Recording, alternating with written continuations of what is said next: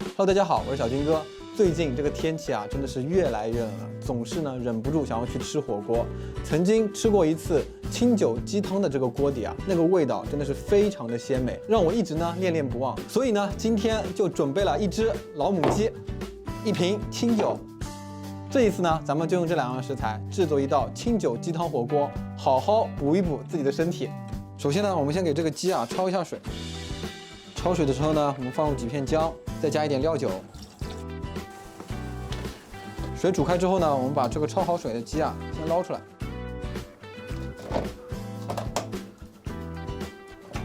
我们再把这个牛骨啊给焯一下水。当然，这个牛骨呢是充分非必要条件啊，不是一定得有的。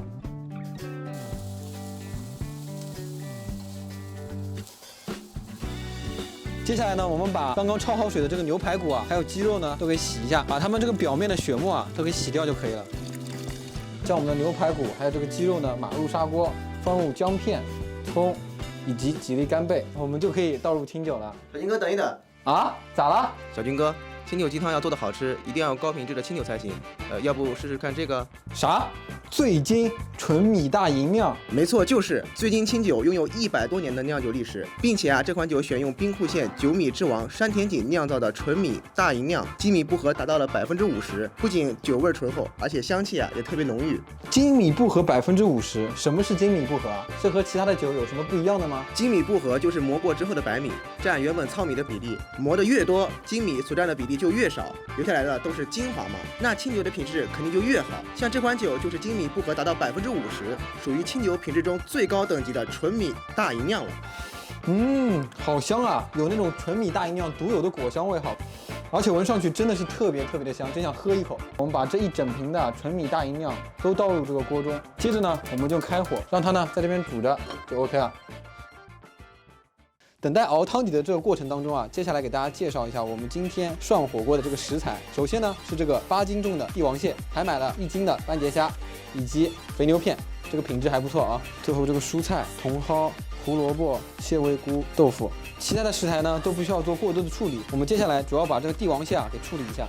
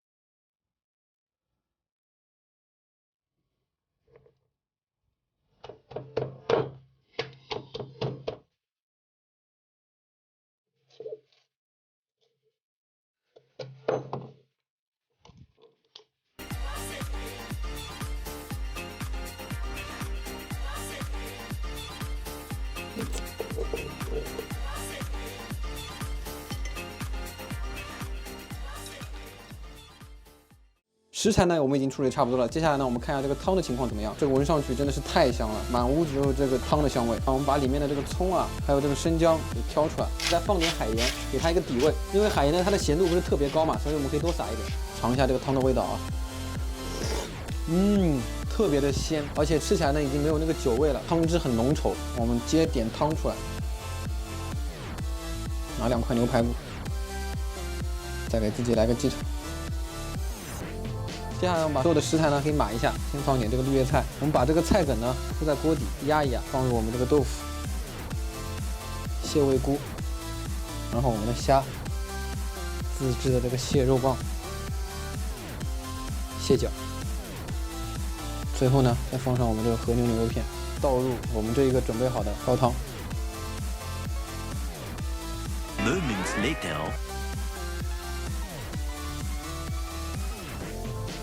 好，那我们今天这一道清酒鸡汤火锅就已经全部制作完成了。看这个卖相啊，我已经忍不住的流口水了。但是还是要让国际惯例，请观众老爷们先品尝吧。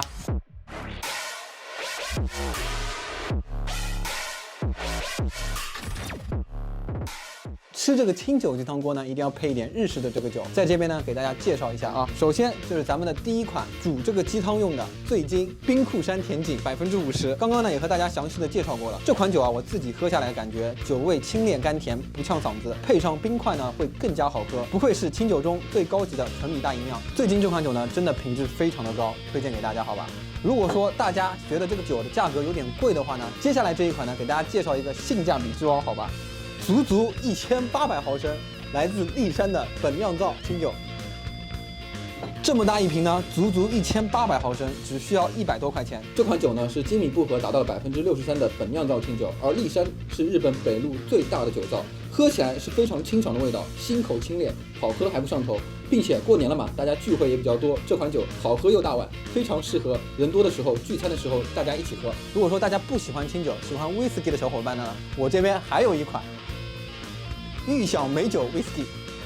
玉响美酒威士忌这款酒呢，是选用富山冰鉴市特有的稻基梅酿制1年以上，喝起来的口感醇厚浓重，淡淡的烟熏泥煤味，再配上梅子的幽香，无论你是男士还是女士，一定都会爱上这款酒的。另外提醒大家一下，这款酒的度数啊，会比之前的那2款酒都要高，24度，建议喜欢喝高度酒或者酒量比较好的小伙伴们尝试一下。这3款酒呢，我都找了总代，要到了大陆行货的最低价，可以说价格非常的优惠。如果说想要购买这3瓶酒的小伙伴们呢，可以看我这条视频的评论区置顶，领取优惠券之后再进行购买，价格会更加的优惠。好，那多的不多说了，那接下来呢，我们就开始正式的品尝我们这一个清酒鸡汤火锅。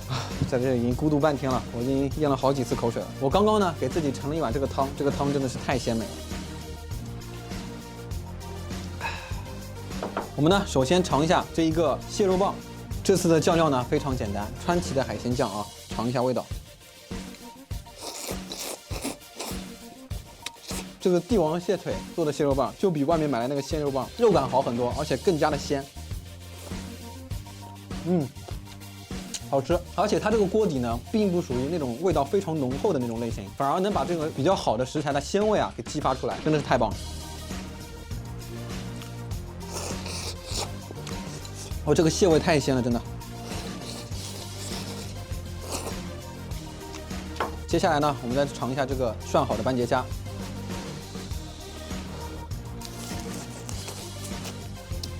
好鲜啊！这个虾头呢，一定要先嗦一嗦，鲜味都在这个虾头里面。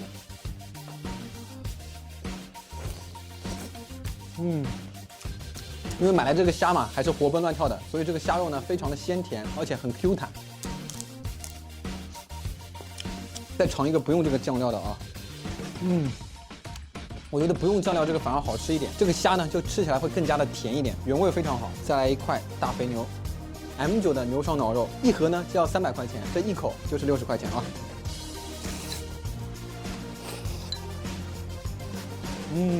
太嫩了，这个肉还涮了一点这个带壳的这个帝王蟹脚，尝一下啊。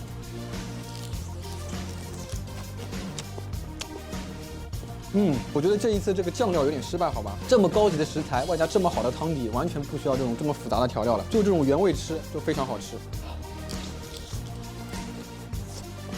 而且这一次啊，买的这个帝王蟹啊，非常的肥，非常的大，所以啊，这个蟹壳里面满满的都是肉。太过瘾了！我决定啊，咱们还是放弃这碗调料，用这个汤就可以了，真的非常非常的鲜。而且这个蟹腿里面啊，因为它是有壳的嘛，你在拿上来的时候呢，会摇到点这个汤汁，配合这个蟹肉吃啊，更加的鲜了。就是啊，用这些食材炖出来那些汤呢，再外加这些海鲜，我感觉啊，这一口锅的嘌呤啊，应该不低。痛风患者大家要注意一下啊。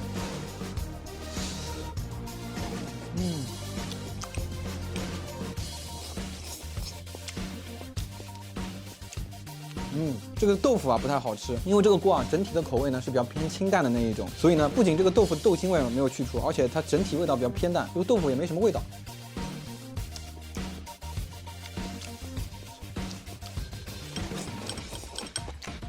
倒是这个菌菇和这个茼蒿啊，吃起来味道真的不错，把原来这个汤底啊，还有那些海鲜的鲜味啊，全部都吸收进来了。